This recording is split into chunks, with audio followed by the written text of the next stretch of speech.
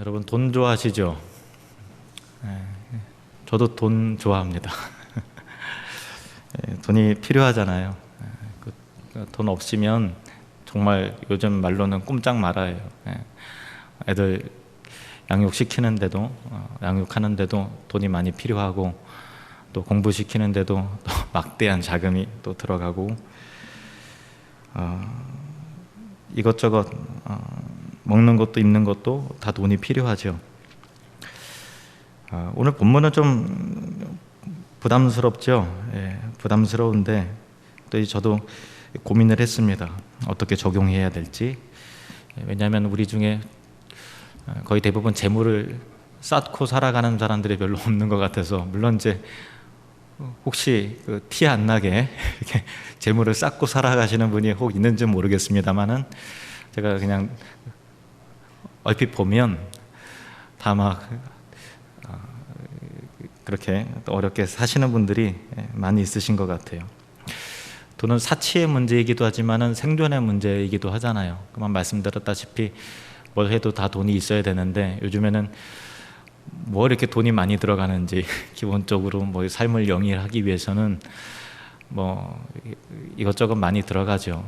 많이 버는 것 같아도 뭐 다 쓰고 별로 남는 게 없으니까 저축을 하고 하는 것도 어려울 수 있습니다만은, 오늘 본문은 부한자들에 대한 그 삶의 방식에 대한 경고입니다. 그런데 나와 상관이 없다, 나는 별로 이게 소득이 부하지 못하니까 상관없다 하지 마시고, 어떤 그 신앙인의 삶의 그 재물관에 대해서, 돈의 관점에 대해서 가난한 자나 부한 자나 동일한 그 원리가 적용되기 때문에 형편이 어려우신 분도 여유 있으신 분도 다 같이 그 어떤 예수 믿는 사람은 어떤 경제적 관점을 가져야 되는가라고 하는 중요한 진리를 교훈 받으실 수 있을 것입니다.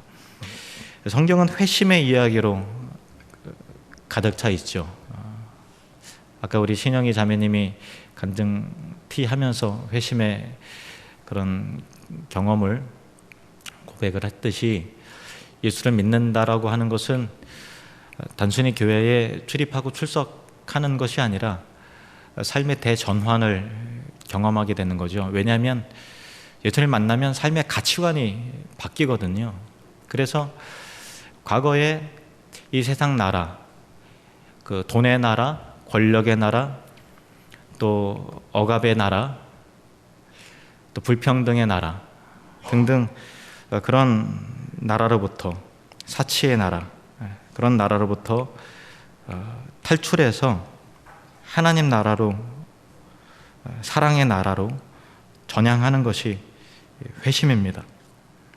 그래서 예수를 믿는다고 하는 것은 반드시 이런 회심, 삶의 대전환을 경험을 해야 되는 것이죠.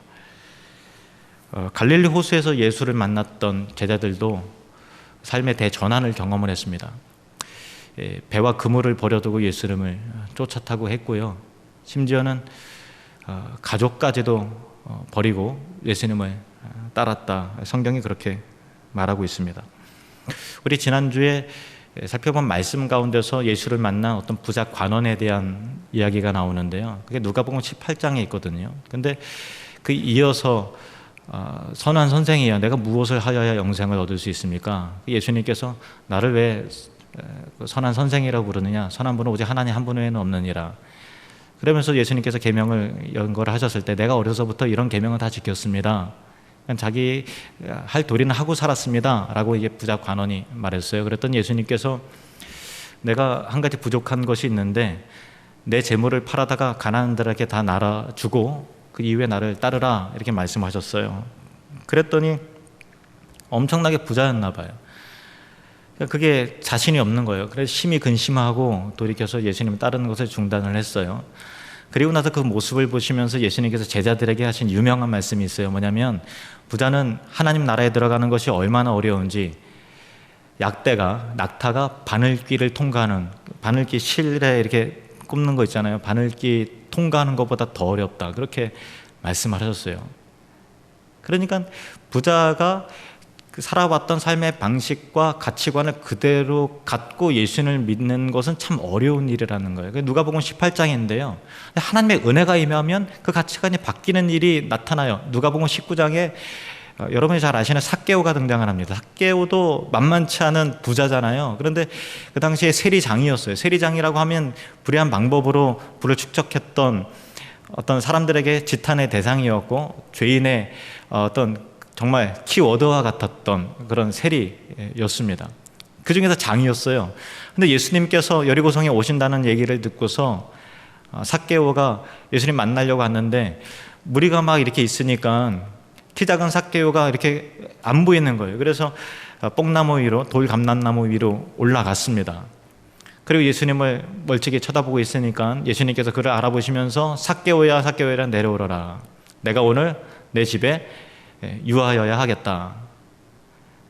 삭개오가 내려오면서 예수님을 영접을 했어요. 그랬더니 많은 사람들이 저 삭개오 살아온 인생이 어떤지를 아는데 너무 막 이렇게 황당한 일이 벌어지는 거예요. 그래서 사람들이 수군거리면서 예수님께서 죄인의 집에 유하려 들어갔다, 그렇게 말했어요. 그리고 예수님을 영접한 삭개오의 심령의 변화가 나타났는데, 예수님, 내가 내 소유의 절반을 가난한 자들에게 주겠사오며 네 것을 토색한 일이 있다면, 불의한 방법으로 억압해서 재물을 갈취한 일이 있다면 사배나 배상하겠습니다, 그렇게 말했어요. 그러니까 이 회심이라고 하는 것은 반드시 재물에 대한 돈을 모으고 쓰고 하는 방식의 대전환이 일어나는 것이 회심인 거예요. 분명한 변화를 수반하는데 그 중에 핵심적인 것이 바로 돈지갑의 회개죠. 그래서 누가복음 18장에 나오는 부자 관원은 그게 안 됐던 거고요. 누가복음 19장에 나오는 삭개오는 하나님의 은혜니까 그의 돈지갑이 회개하더라라고 하는 그런 부분으로 연결이 된다라는 것입니다. 한번 따라해 볼까요? 아주 부담스러운데 따라해 보시죠. 회심이란 돈지갑의 회개입니다. 예, 좀 부담스럽시죠? 왜 그런가 제가 말씀을 좀 드릴게요. 회심을 하고요, 돈에 대해서 세속적인 가치관을 그대로 갖고 간다는 것은 불가능한 일이에요. 누가복음 16장 13절 말씀 보십시오. 누가복음 16장 13절 같이 읽겠습니다. 시작. 집 하인이 두 주인을 섬길 수 없나니 혹 이를 미워하고 저를 사랑하거나 혹 이를 중히 여기고 저를 경히 여길 것임이니라. 너희는 하나님과 재물을 겸하여 섬길 수 없느니라. 아멘. 우리가 하나님을 믿고 하나님을 주인 삼아 살아가는 이들인데 재물을 겸해서 섬길 수 없다. 그런데 우리가 서두에 제가 말씀드렸다시피 우리는 돈이 있어야 되잖아요. 저도 돈을 좋아하고 여러분 돈 좋아하시잖아요. 돈을 필요로 하기 때문에 그런 거예요. 다 돈이 있어야 되는 거잖아요. 돈이 있어야 돼요. 근데 돈이 필요하지만, 우린 다 돈을 좋아하지만 어느 한 신앙이라고 하는 것은 선택하면서 살게 돼 있어요. 예를 들면 주일날 교회 갈까 아니면 놀러 갈까, 선택이죠. 그죠? 어떻게 해야 될까 하는 그 기로에 서는 순간이 있어요. 그런데 신앙생활을 하다 보면 하나님을 택할 것이냐 돈을 선택할 것이냐의 기로가 반드시 있어요. 신앙을 관념으로 하는 것이 아니라 신앙은 삶으로 연결이 되기 때문에 반드시 돈을 택할 것이냐 하나님을 택할 것이냐의 기로에 서게 돼 있다고요. 그럴 때 하나님을 택하라는 거예요. 하나님을 택하라. 그러니까 교회의 리더들에 대해서 디모데전서 3장에 보면 교회 감독, 그러니까 목사나 장로나 또 교회 리더들을 말하는 거예요. 직분자를 선택하고 세우는 데 있어서 가장 핵심적으로 보여야 될 것이 뭐냐면은 돈을 사랑하는 자는 안 된다, 이 얘기예요. 디모데전서 3장 3절 말씀 보실까요? 디모데전서 3장 3절 시작. 술을 즐기지 아니하며 구타하지 아니하며 오직 관용하며 다투지 아니하며 돈을 사랑하지 아니하며. 인격적으로 훌륭해야 될 뿐만 아니라 돈을 사랑하지 않는 자여야 된다. 어떻게 확인할 수 있죠? 하나님이냐 돈이냐 선택할 때 하나님을 택할 수 있는 사람이라야만 장로가 될 수 있고, 하나님을 선택할 수 있는 사람이라야만 안수집사가 될 수 있고, 하나님을 선택할 수 있는 사람이라야만 목사가 될 수 있다는 것입니다. 이런 시험과 이런 기로에 여러분 반드시 하나님을 선택할 수 있는 은혜가 있기를 주님의 이름으로 축원합니다. 그리고 우리 교회 직분자들이 돈이냐 하나님이냐에 있어서 하나님을 선택할 수 있는 믿음의 순결함이 있기를 축복합니다. 디모데전서 6장 7절부터 보시면요, 어떤 재물관을 가지고 살아야 되는가에 대한 중요한 내용이 나옵니다. 7절부터 보십시오. 우리가 세상에 아무것도 가지고 온 것이 없음에 또한 아무것도 가지고 가지 못하리니 우리가 먹을 것과 입을 것이 있은즉 족한 줄로 알 것이니라. 아멘. 따라해 볼까요? 먹을 것과 입을 것이 있은즉 족한 줄로 알아. 우리는요, 가난하다라고 하면 꼭 상대적인 개념으로 생각을 해요. 좀 있어도 주변에 있는 사람이 다 좋은 아파트, 동기 동창들이 다 좋은 아파트 살고 좋은 차 끌고 다니고 또 명품 가방 들고 다니고 이렇게 또 자녀들 공부할 때 이제 재력으로 빵빵하게 해주면 그냥 괜찮은 사람도 좀 가난하게, 상대적으로 가난하고 빈곤하게 느껴질 수 있거든요. 그런데 성경은 비유의 관점으로, 상대적 관점으로서의 부와 빈을, 가난과 부자를 나누는 것이 아니고요, 분명히 말하고 있습니다. 먹을 것과 입을 것이 있으면 가난한 게 아니다. 성경 그렇게 말하고 있어요. 뭐가 있으면요, 먹을 것과 입을 것이 있으면 족한 줄 알아. 가난한 게 아니야. 가난하지 않다, 그거예요. 우리 생각이랑 좀 다르죠.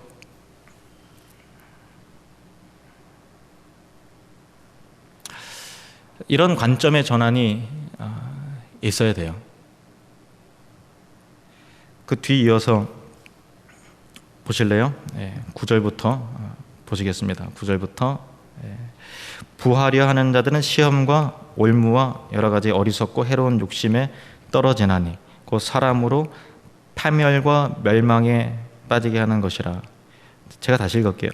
부하려 하는 자들은 시험과 올무와 여러 가지 어리석고 해로운 욕심에 떨어지나니 곧 사람으로 파멸과 멸망에 빠지게 하는 것이라. 돈이 많은 것이 부하려고 하는 그런 삶의 과정이 순탄하지 않다는 거예요, 영적으로. 그러니까 시험에 빠지고 올무에 빠지고 그 경건함과 어떤 영적인 수준을 부하하면서 유지하기가 굉장히 어렵다라는 거죠. 그래서 예수님께 하신 말씀 그대로예요. 부한 자들은 하나님 나라에 들어갈 수 없다, 어렵다, 그 얘기예요. 개인의 삶에서도 마찬가지지만요, 교회도 마찬가지인 것 같아요. 교회도 좀 물질적으로 좀 부해지고 여유가 있어지면요, 영적인 문제가 교회에도 생깁니다. 어쩔 수 없는 것 같아요. 제가 이제 신학교 시절에는 우리가 보통 70년대, 80년대를 한국계 부흥기라 그래요.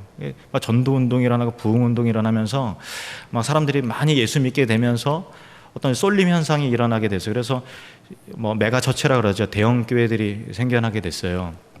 수천 명, 수만 명 모이는 큰 교회들이 생겨나게 되었는데, 신학교 시절에는 모든 신학생들이 그게 어떤 면에 있어서 선망의 대상이었고 또 로망이었고 또 그랬어요.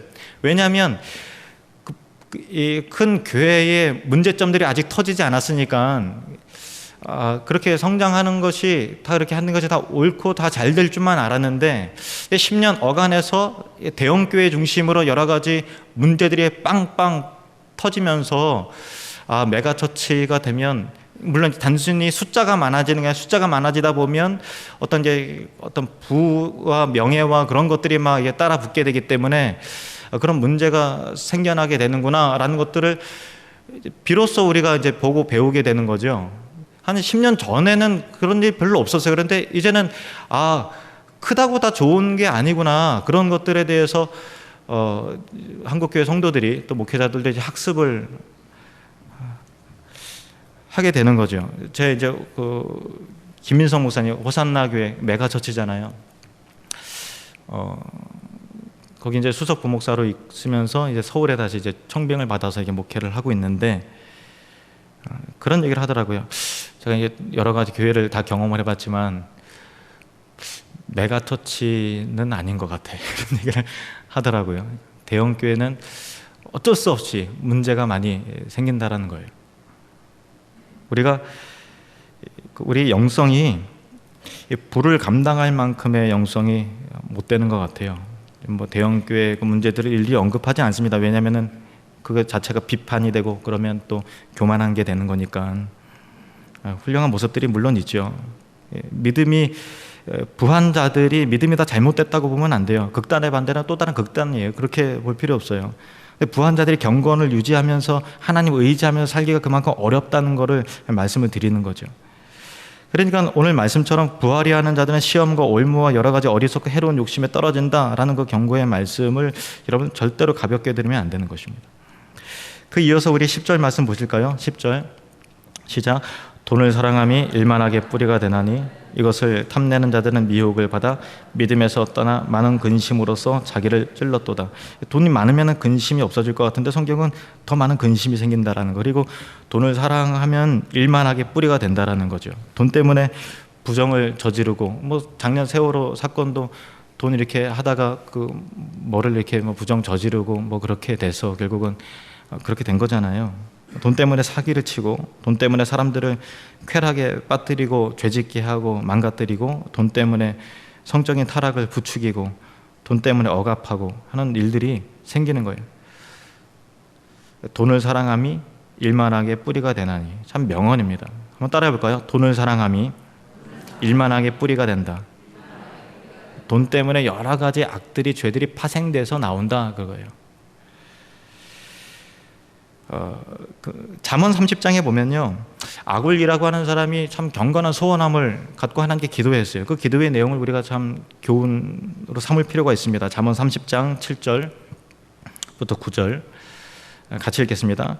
내가 두 가지를 주께 구하였사오니 내가 죽기 전에 내게 거절하지 마시옵소서. 곧 헛된 것과 거짓말을 내게서 멀리 하옵시며 나를 가난하게도 마옵시고 부하게도 마옵시고 오직 필요한 양식으로 나를 먹이시옵소서. 혹 내가 배불러서 하나님을 모른다 여호와가 누구냐 할까 하오며 혹 내가 가난하여 도둑질하고 내 하나님의 이름을 욕되게 할까 두려워함이니이다. 아멘. 따라해 봅시다. 나를 가난하게도 마옵시고 부하게도 마옵소서. 근데 가난의 기준이 달라요. 여러분은 가난은 그래도 비교적 이제 가난하지 않다는 거는 먹고 살만하고 뭐 이렇게 다 있을 거 있는 뭐 그런 게 얘기하는 거잖아요. 그런데 성경은 오직 필요한 양식으로 나를 먹이시옵소서. 이 아굴은 요 수준을 말하는 거예요. 일용할 양식을 구하라. 예수님께서 말씀하셨듯이 먹을 것과 입을 것이 있으면 족한 줄로 알아. 먹을 것과 입을 것이 있으면 가난하지 않다. 그 얘기예요. 가난하지 않다. 우리 옆 사람에게 우리는 가난하지 않습니다. 이렇게 얘기하십니다. 네, 네. 그러면 아주 넉넉하신 분들이에요. 물론 이제 혹 이 가운데서 그 먹을 것으로 인해 걱정을 하시는 분들이 혹 계시다면 이 말씀처럼 나를 가난하게도 마옵시고 부하게도 마옵소서, 가난하게 마옵소서라고 하는 기도를 하실 필요가 있습니다. 하나님께서는 자비로우시고 은혜로우신 아버지이십니다. 오늘 본문 말씀을 다시 들어가면 야고보서 내용은 믿음이라는 것은 삶으로 증명돼야 되는데 그 삶 속에서는 반드시 경제적인 관점이 반드시 달라져야 된다라는 그 이야기가 나오고 있는데 1절부터 6절까지 중에서 1절부터 3절은요 이 지출에 관련된 부분이에요. 그리고 4절부터 6절 말씀은 수입과 관련된 부분입니다. 그러면 예수 믿는 자는 선한 지출이 이루어져야 되고 예수 믿는 자는 지출뿐만 아니라 선한 수입을 선하게 갖고 갈 수 있어야 된다는 것이 그 예수 믿는 자의 정당한 삶이라는 것이죠. 그럼 선한 수입에 대해서 먼저 보도록 하겠습니다. 4절부터 6절까지 같이 읽겠습니다. 시작. 보라 너희 밭에서 추수한 품꾼에게 주지 아니하 삭시 소리 지르며 그 추수한 자의 우는 소리가 만군의 주의 귀에 들렸느니라. 너희가 땅에서 사치하고 방종하여 살육의 날에 너희 마음을 살찌게 하였도다. 너희는 의인을 정죄하고 죽였으나 그는 너희에게 대항하지 아니하였느니라.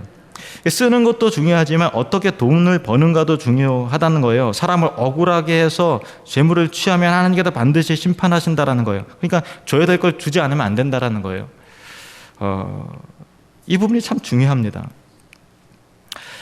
여러분 그 10계명에서 제4계명 보시면은 안식일을 기억하여 거룩히 지키라 하면서 안식일을 다 쉬는 개념으로 알고 계시잖아요. 근데 그 안식일에 본질적 의미에 있어서 참 이상하게 우리는요, 내가 듣고 싶은 것만 들어요.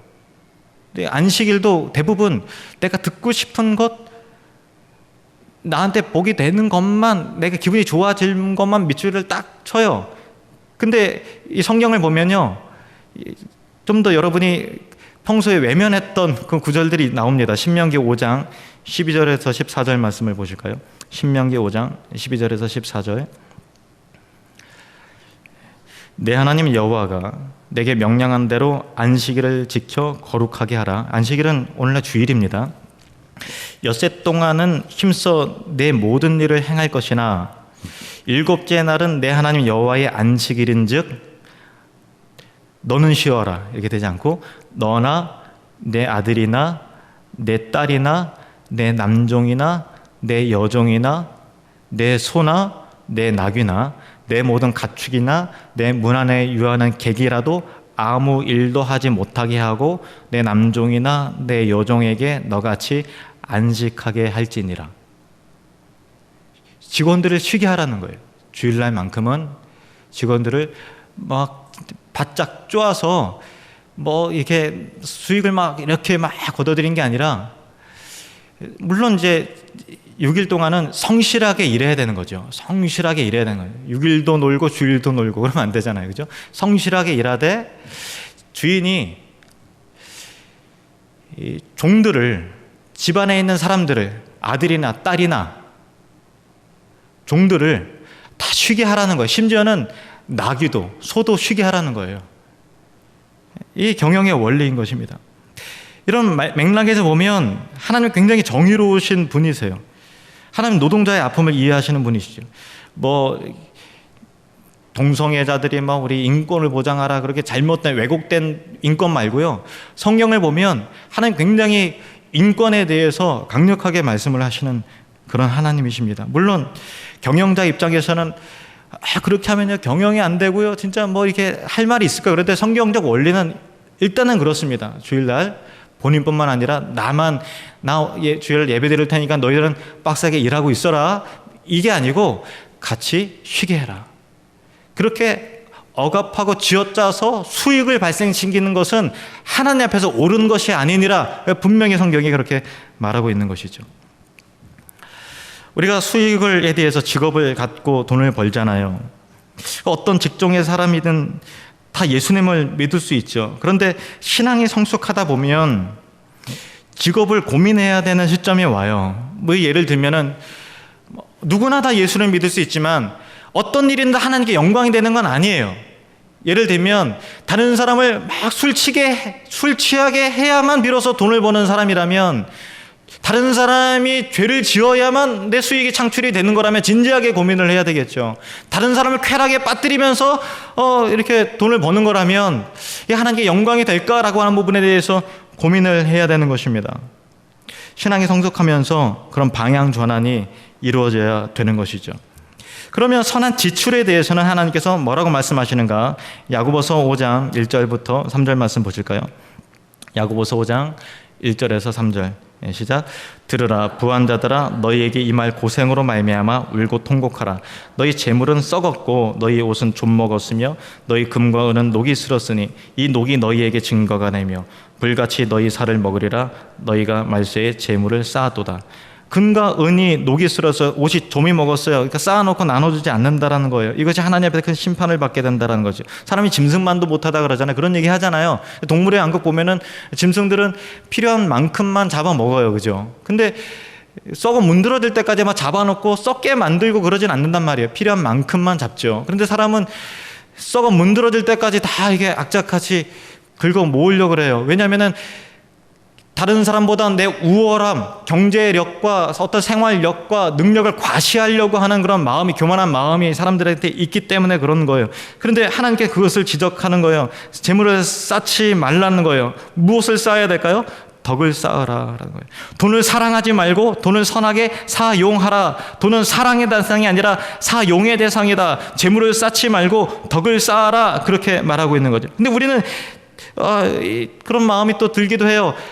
쓸 돈이라도 좀 있었으면 좋겠네. 쌓아놓을 재물이라도 있었으면 좋겠다. 이게 부자들에게나 이거 해당되는 말씀 아닐까 그렇게 생각을 하고서 있지만, 가난한 자나 부한 자나 선한 지출이 일어나야 된다는 거예요. 입을 것과 먹을 것 그 이상의 것이 있으면 다른 사람에게 베풀 여유가 있는 사람이라는 것이죠. 선한 역사는 가난한 사람에게도 얼마든지 일어날 수 있는 거예요. 가난해도 선한 지출을 할 수 있다.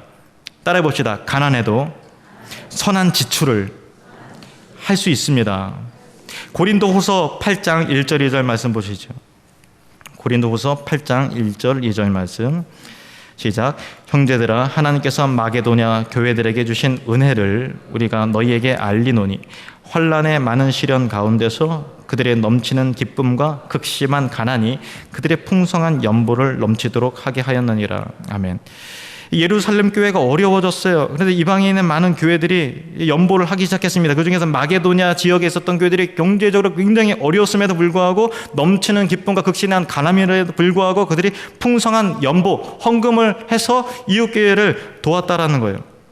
가난해도 드릴 게 있고 가난해도 베풀 수 있습니다. 얼마든지 정성을 담아낼 수 있다는 거예요. 그런데 우리가 이 부분에서 기억해야 될 것은 극심한 가난이 그들의 풍성한 뭐를 넘치게 했다고요? 연보, 헌금이라는 거예요. 여기서 이 중요한 포인트가 있어요. 혼자 구제하고 혼자 선교하고 하는 것도 중요하지만 개인의 이름으로 하지 않고 교회 이름으로, 교회를 통해서 하는 것이 굉장히 중요합니다. 왜 그럴까요? 왜 교회를 통해서 집행이 되고 교회를 통해서 구제가, 선한 역사가, 선교가 이루어져야만 되는 걸까요? 왜냐하면 그것이 겸손이기 때문입니다. 왜냐하면 개인적으로 하면 개인에게 영광이 돌아가요. 그러나 교회 헌금을 통해서 교회가 집행하면 하나님의 이름이 드러나게 된다는 것이죠. 이 질서에 대해서 여러분 정말 중요하게 생각을 해야 됩니다. 내가 이렇게 집행하고 내가 해. 그런데 모든 칭송과 영광이 다 자기에게로 돌아오지 않도록 해야 된다는 거예요. 성경이 분명히 말하고 있어요. 마태복음 6장 1절부터 4절 말씀 보십시오. 마태복음 6장 1절에서 4절. 사람에게 보이려고 그들 앞에서 너희 의를 행하지 않도록 주의하라. 그리하지 아니하면 하늘에 계신 너희 아버지께 상을 받지 못하느니라. 그러므로 구제할 때에 외식하는 자가 사람에게서 영광을 받으려고 회당과 거리에서 하는 것 같이 너희 앞에 나팔을 불지 말라. 진실로 너희에게 이르노니 그들은 자기 상을 이미 받았느니라. 너는 구제할 때 오른손이 하는 것을 왼손이 모르게 하여 내 구제함을 은밀하게 하라. 은밀한 중에 보시는 너희 아버지께서 갚으시리라. 아멘. 여러분의 구제가 자기 자랑으로 끝나지 않기를 축원합니다. 그래도 감사한 것은요, 우리 교회 목적 헌금을 성도님들이 하실 때 선교비 또 구제 헌금 들어오시면 100% 그 목적에 따라 쓰입니다. 99%는 이렇게 하고 또 1%라도 다른 재정으로 돌리고 그런 일이 우리 교회 역사상 한 번도 없었습니다. 통장 자체가 따로 관리가 되어 있기 때문에, 분리가 되어 있기 때문에 여러분들이 구제 헌금을 하면 100% 구제비로, 또 선교 헌금을 드리면 100% 선교비로 했지, 교회 재정이 아무리 어렵고 힘들었어도 그걸 빼다가 이렇게 하고 한 예가 없다라는 거예요. 그거는 우리에게 자랑이고 기쁨이고 또 감사의 일들이에요. 예수 믿는 사람들은 다 같이 하나님 나라를 꿈꾸는 사람들이잖아요. 비전의 사람들이죠. 근데 여러분 이런 꿈을 꿨으면 좋겠어요. 하나님 앞에서, 하나님, 내 삶 속에서 하나님 보시기에 선한 수입과 선한 지출이 일어나기를 원합니다. 그런 비전이에요. 멋지죠, 그죠? 하나님의 영광이 드러나는 수익이 발생되게 해주시고 아버지의 영광이 드러나는 지출이 일어날 수 있도록 도와주십시오. 단순히 먹고 사는 것 때문에 산다는 건 참 그렇잖아요. 그렇죠. 근데 그런 선한 비전이 있었으면 좋겠어요. 그게 예수 믿는 자의 삶이죠. 에베소서 4장 28절 말씀 보실까요? 예수 믿는 자의 정당한 삶의 내용입니다. 같이 읽겠습니다. 도둑질하는 자는 다시 도둑질하지 말고 돌이켜 가난한 자에게 구제할 수 있도록 자기의 손으로 수고하여 선한 일을 하라. 도둑질하는 자, 부정한 방법으로 수익을 발생시키는 자죠. 그렇게 하지 말라는 거예요. 어떤 꿈을 꿔야 되는가 하면 가난한 자에게 구제할 수 있는 비전을 세우라. 나를 통해서 가난한 자가 생명을 얻을 수 있는 꿈을 꾸라. 구제할 수 있도록. 그리고 나서 자기 손으로 수고하여 선한 일을 하라. 아름다운 지출, 아름다운 수익, 예수 그리스도의 믿는 자의 삶입니다.